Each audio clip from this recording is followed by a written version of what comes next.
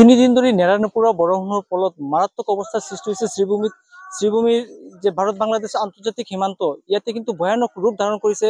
ইয়াতে আচলতে এইখন কৰিমগঞ্জ চহৰ চৰ বাজাৰ সংলগ্ন এলেকা। ইয়াতে আমি দেখিবলৈ পাইছো এই চৰ বাজাৰৰ তাতে এটা স্লুইচ গেট আছিলে আৰু স্লুইচ গেটৰ পানীয়ে এটা বিৰাট খহনীয়াৰ সৃষ্টি কৰিছে আৰু ইয়াৰ লগতে এটা BSF কেম্পো আছে যে চৰাকুৰি বিঅপি। এই বিঅপি আচলতে যিকোনো সময়তে আমি যদি ইফালে অলপ দেখাব বিচাৰো যিকোনো সময়ত কিন্তু যাব পাৰে। আচলতে সম্পূৰ্ণৰূপে যি মাটি গুচি গ'ল, ইয়াৰ তলত বৃহৎ অংশ ফাট মেলিছে আৰু অবিৰত যে খহনীয়া কিন্তু হৈ আছে। দেখিছো গছ গছনি আমি ইয়াতে দেখিবলৈ পাইছো, এই গছডাল কিন্তু পৰাৰ একেবাৰে সম্ভাৱনা হৈ গৈছে।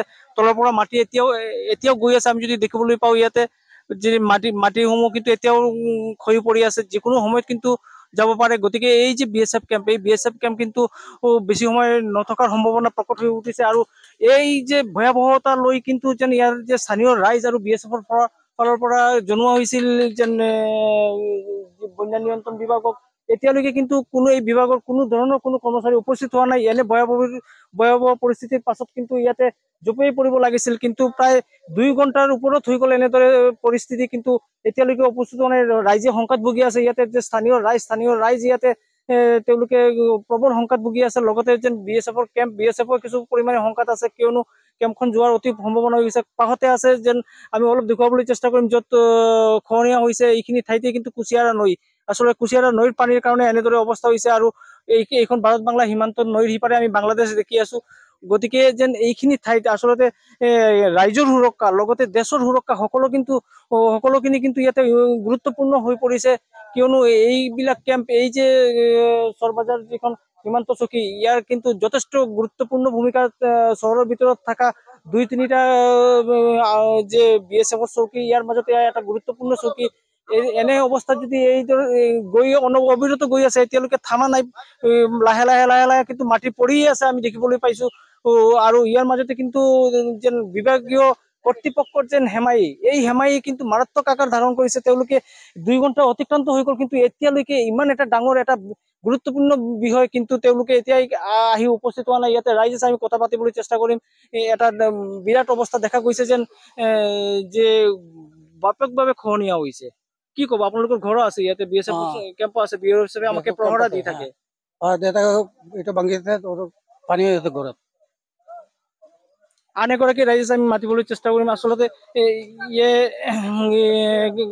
ये हो गया, बहुत समस्या हो गया, क्या कहेंगे? ये तो चला जाएगा। सब चला जाएगा। क्या आपका घर कहाँ है? আচলতে ৰাইজে চাই আছে, ইয়াতে সকলোতে শংকা আছে। আমি আৰু কিছুমান ৰাইজৰ লগত কথা পাতিবলৈ চেষ্টা কৰিম। যিসকল ৰাইজ আছে তেওঁলোকে সকলোৱে ইয়াতে স্থানীয় ৰাইজ, যিহেতু দেখা গৈছে এগৰাকী কংগ্ৰেছৰ নেতাও আহিছে ইয়াতে, আমি তেওঁৰ লগত কথা পাতিবলৈ চেষ্টা কৰিম। বিশ্বজিৎ ঘোষ, আচলতে আপুনি দেখিছে যেন ইয়াতে যেন এটা ভয়াৱহ অৱস্থাৰ সৃষ্টি হৈছে। ৰাইজৰ সুৰক্ষা লগতে আমাৰ দেশৰ যি সুৰক্ষা কৰে তেওঁলোকৰ চকুত কিন্তু যোৱাৰ সম্ভাৱনা প্ৰকট হৈ গৈছে, কিন্তু বিভাগীয় কৰ্তৃপক্ষ কোনেও এতিয়া উপস্থিত হোৱা নাই। একচুৱেলি মই আমাৰ জিলা কংগ্ৰেছৰ প্ৰেচিডেণ্টৰ লগত কথা পাতিছোঁ, সি ওলাই আহি আছে।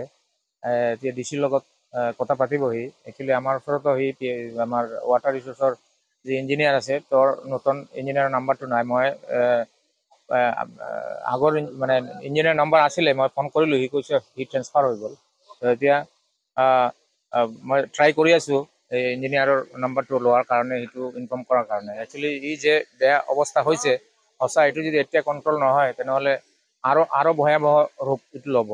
মই DC চাহেবৰ লগত ইমিডিয়েটলি মই নিজে যাই কণ্টেক্ট কৰিম, এণ্ড অফিচতো যাই মই কণ্টেক্ট কৰিম, ৱাটাৰ ৰিচোৰ্চৰ অফিচত মই নিজে পাৰ্চনেলি যাই কণ্টেক্ট কৰি ইয়াতে এইটো কণ্ট্ৰল কৰাৰ কাৰণে মই তেখেতক এটা ৰিকুৱেষ্ট কৰিম।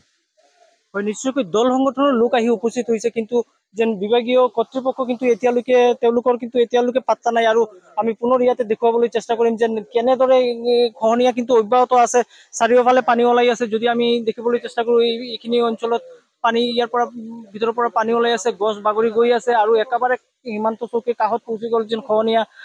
আৰু অবিৰত ইয়াতে লাহে লাহে খহনীয়া চলি আছে। গতিকে এনে পৰিস্থিতিত কিন্তু এতিয়াও কিন্তু যেন বিভাগীয় কৰ্তৃপক্ষ তেওঁলোকে আহি উপস্থিত হোৱা নাই আৰু ৰাইজে আশংকাত ভুগি আছে। গতিকে এই গুৰুত্বপূৰ্ণ যিখিনি ঠাই যি এটা ভয়ানক তাচৰ সৃষ্টি কৰিছে, এয়া কিন্তু অতি পলমে ৰাইজে বিচাৰি আছে যেন অতি পলমে আহি এয়া নিয়ন্ত্ৰণ কৰাৰ বাবে। আপুনি বিচৰা বাতৰি পাব কেৱল নিউজ 18 এপত। নিউজ 18 এপ ডাউনলোড কৰিবলৈ স্কেন কৰক এই QR কোড। গুগল প্লে ষ্টৰতো পাব এই নিউজ 18 এপ।